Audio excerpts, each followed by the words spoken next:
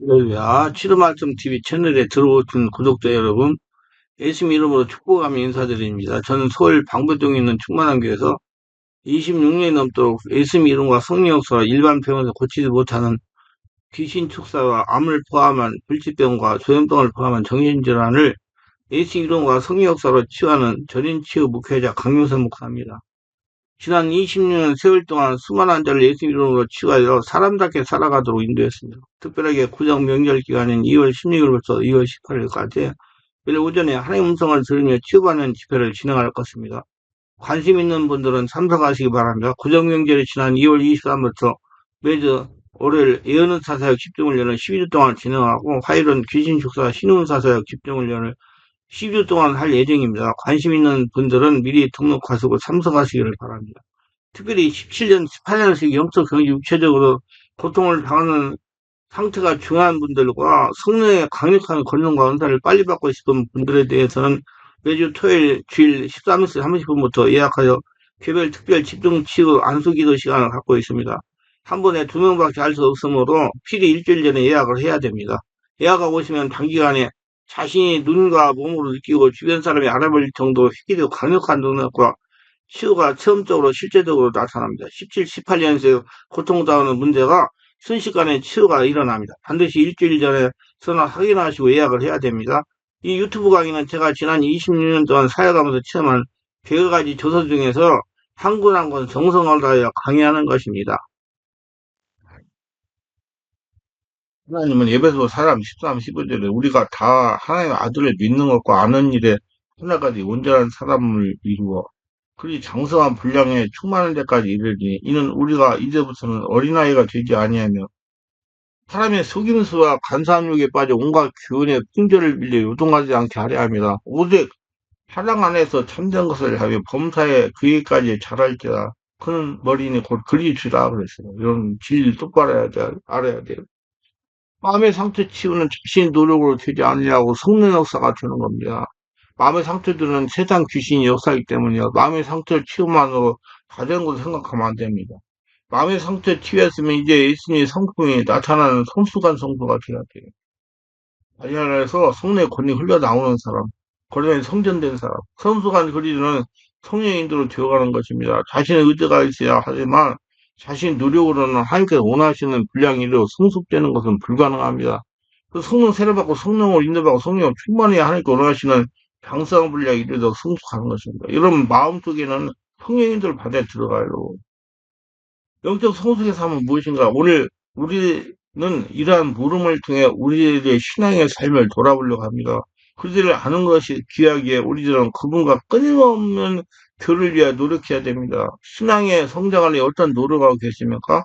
성도들의 찬양에 힘이 없고 기도가 힘이 없는데 목사 때문에 설교 때문에 도움이 된다면 성도의 영혼은 건강한 것이 아니다라고 어떤 목회자는 말하고 있습니다. 정확하고 맞는 말이에요. 그걸 성도들이 알아야 돼요.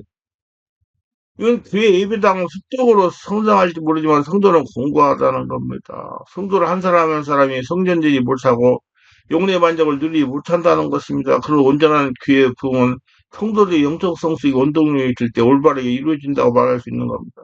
그럼 영적 성숙은 무엇인가? 하나님을 영원하게 하고 다른 사람을 사랑하며 빛되는 삶을 사는 것을 말합니다. 이러한 성도들의 영적인 성숙을 방해하는 요인들이 있는데 대략 이런 것들이 있습니다. 먼저 성품의 문제예요. 교만, 질투, 분노, 고집중이 바로 그것입니다. 사람마다 성격이 기질이 다르지만 그렇게 집중하고 전념하고 따르려는 노력으로 극복해야만 하는 겁니다. 성령 세례받고 수마하고 성령이 고쳐요. 마음을 열고 성령인들을 순종해야 돼요. 그 방법으로 먼저 부정적인 생각을 버리고 마음과 입술이 깨끗하게 해야 되지만 둘째 일어나는 모든 일에 대하여 감사해야 됩니다. 셋째 하나님께 주시는 빛을 따르는 사람과 나누어야 됩니다. 넷째 굴복하기 힘든 부분을 하나님께 맡기면 하나님께서 처리하십니다.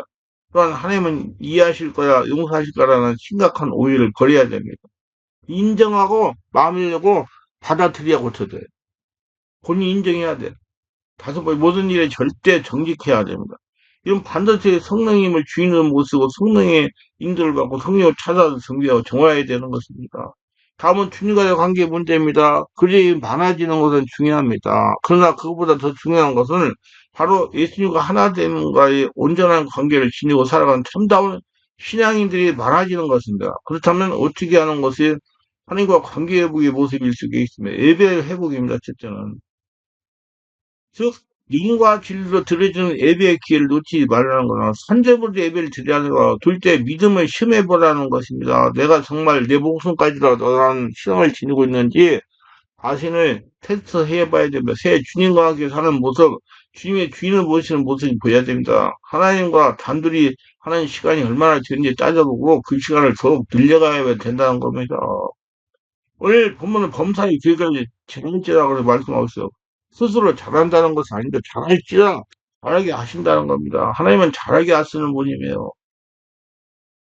성장케 하십니다. 우리 그리스도는 성령의 인도로 처음 예수 믿으면서 주님께 부르시는 그날까지 그리스도는 자라갑니다. 앞치락 뒤치락 하지만 어쨌든 계속 성장해 가는 겁니다. 첫째로 세상에서 말하는 성숙한 사람의 특징입니다. 네온 사울이라고 하는 정성과 의사가 정서적 성숙이라는 책에서 성숙한 인간의 생활 양식과 철학을 7개로 설명했습니다. 그것을 소개할까 합니다. 적어도 세상 심리학자가 보여준 성숙이란 이런 것입니다. 첫째, 독립적이고 책임을 질 줄 안다는 것입니다. 남에게 의존하는 게 아니요 끌려가는 게 아니라 스스로 판단할 줄 아는 독립적 판단을 가지는 것입니다. 특별히 책임을 진다는 겁니다. 내 책임은 내가 집니다. 남의 책임도 내가 집니다. 저는 설교할 때 종종 이거를 강조를 합니다. 적어도 부부는 이래야 됩니다. 옛날 사람들은 12살짜리가 결혼했는데도 책임을 질 줄 알았는데, 그래서 나이는 어리지만 아주 어른다운 적이 있었습니다. 그래서 요사이 나이 30이 넘어가도 정신적으로 아주 유치합니다. 그래서 자기 책임을 자기가 못 집니다. 독립을 못 해요. 자기 성격 나빠지는 게 아니, 이게 아내 때문이랍니다. 이런 멍청이 사람이 어디 있습니까? 누가 누구 때문입니까? 내 책임은 내가 지고 남의 잘못도 내가 책임져야죠. 자식이 잘못된 거 내 책임이다. 근데 보십시오. 부부가 서로 책임을 전가하려고 자식이 못된 점은 너 닮았다고 싸우지 않습니까? 이렇게 한심하고 이런 것들이 모이니까 티격태격 하는 것이죠. 누구 하나라도 나아야겠는데 유치하기는 매일반입니다. 나이는 어디로 먹었는지 모르겠어요. 책임을 져야죠. 책임지는 사람을 함부로 비판하지 않습니다. 비판 자체가 남에게 책임 전가하는 행위이기 때문입니다. 책임지는 사람은 최소한 침묵을 지킬 줄 압니다. 이것이 성숙 있는 사람입니다. 둘째, 성숙한 사람은 남에게 나눠줄 줄 아는 사람이라고 합니다. 소유의 공효성을 알고 있는 겁니다. 여기에도 그런 분이 많이 계시지만 좀 용서해 들으시고 가끔 보면 그림배에 묵혀서 땅에 자기 것이라고 생각하는 사람이 있습니다. 세상에 어리석은 사람입니다. 왜요? 그게 가만히 바라보는 땅이지 무슨 소용이 있겠습니까?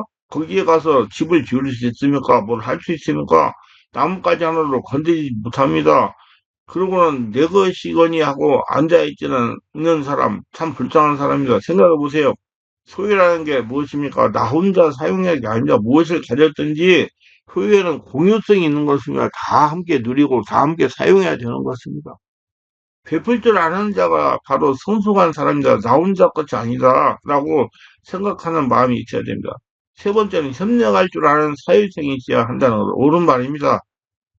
우리는 도움을 받을 줄도 알고 도울 줄도 알아야 됩니다. 도움을 받지 않고 주지도 않겠다는 사람은 그건 유치한 것입니다.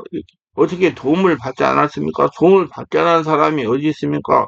어떻게 주지 않고 살 수 있겠습니까? 나는 유아독존이 아닙니다. 협력을 해야 되고 협력을 받아야 됩니다. 그러한 사회성이 있어야 그게 바로 성숙한 인간입니다. 네 번째, 자기 양성과 소화하며 느낌과 행동을 조절할 줄 알아야 된다고, 적어도 감정을 제어할 줄 알아야 된다고, 안 해야 될 말을 불쑥불쑥 해버리고 거친 행동을 해버리고 그것을 위해 일생을 두고 후회하는 사람이 있습니다. 미련한 인간이죠. 감정조를 못하는 사람은 어린 아이다 그 말입니다. 그래서 자기 마음을 다스리는 것도 성을 빼앗는 것보다 낫다고 하지 않습니까? 아주 높은 성숙한 것이죠. 분노와 적개심을 구분할 줄 아는 겁니다. 분노했다고 그것이 곧 미운 마음으로 바꿔져서는 안 되는 것입니다. 적어도 의와 불의를 함께 생각할 줄 알아야 된다는 말입니다. 현실을 파악하고 그 미래의 의미를 알아야 된다고 합니다. 우리가 현재에 살고 있지만 이 현재가 현재로 끝납니까? 그 다음 후속이 있죠. 뒷이야기가 있지 않습니까? 그러니 내가 하고 싶은 말을 마음대로 해버린다고 할 수 있는 것입니까?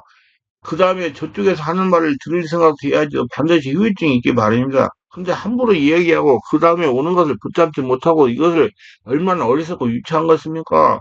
적어도 어린다면 이렇게 행동하고 이렇게 말한 다음에 지금 현재를 이렇게 파악하고 나면 그 다음에 일을 어떻게 될까 하고 생각할 줄 알아야 됩니다. 그게 어린이 아니겠습니까?